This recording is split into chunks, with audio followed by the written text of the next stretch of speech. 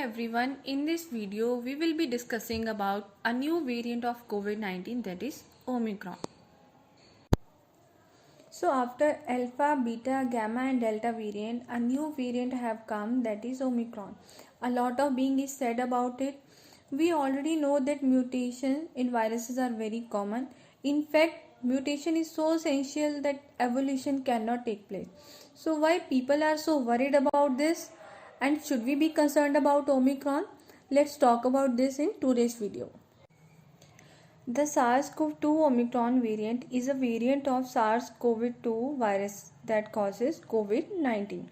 So this variant was first reported in Botswana in South Africa on 24th of November 2021, and on 26th of November the WHO designated it as a variant of concern and named it after Omicron, that is B1.1.529, the 15th letter in the Greek alphabet.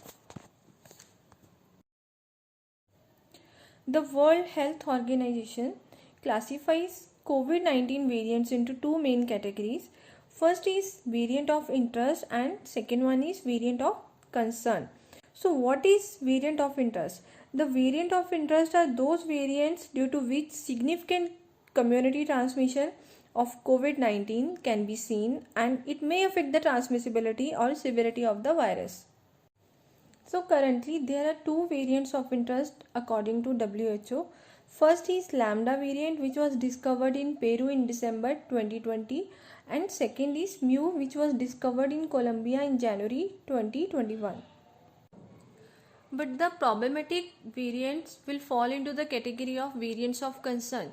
So variants of concern are those variants of COVID-19 that increases the transmissibility and COVID-19 spread easier due to this, or the severity of the disease will increase, and it can also reduce the effectiveness of vaccine.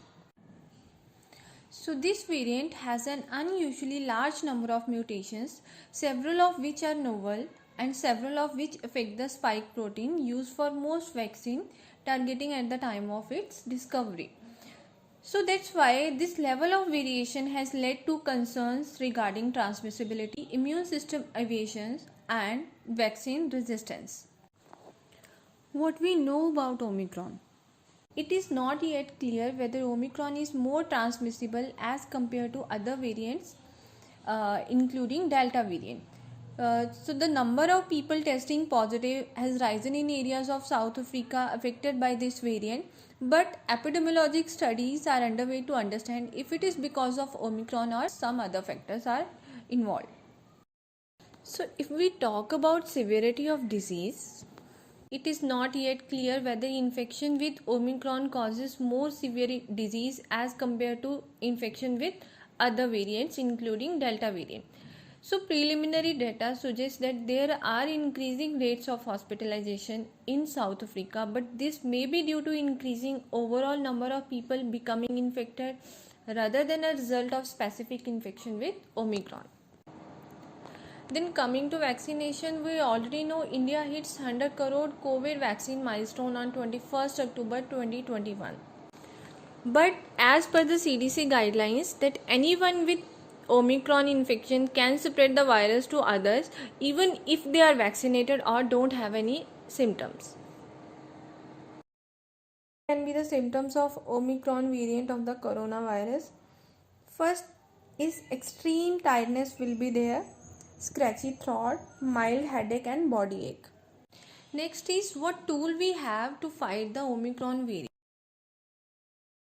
So as per the CDC guideline, that everyone 5 years and older protect themselves from COVID-19 by getting fully vaccinated, and CDC recommends that everyone ages 18 years and older should get a booster shot at least 2 months after their initial vaccine or 6 months after completing their primary COVID-19 vaccination.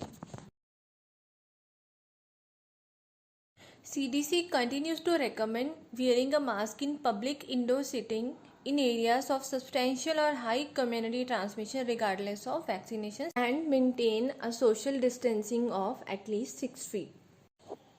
Regarding testing, several labs have indicated that for one widely used test, RT-PCR, one of the three target genes is not detected, called S gene. So this test will only give you information whether the person is positive or negative.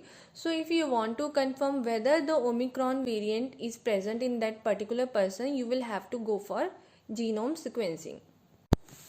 Last but not least, as a preventive measures for all variants of the coronavirus, everyone should wear a mask and maintain a social distancing. No spitting and no smoking. People, those who are chronic smoker, this is a high time, please say no to smoke. So by using these tools, you can protect yourself and your family. So if you like this video, please hit the like button and you can share this video with your families and friends. Thank you.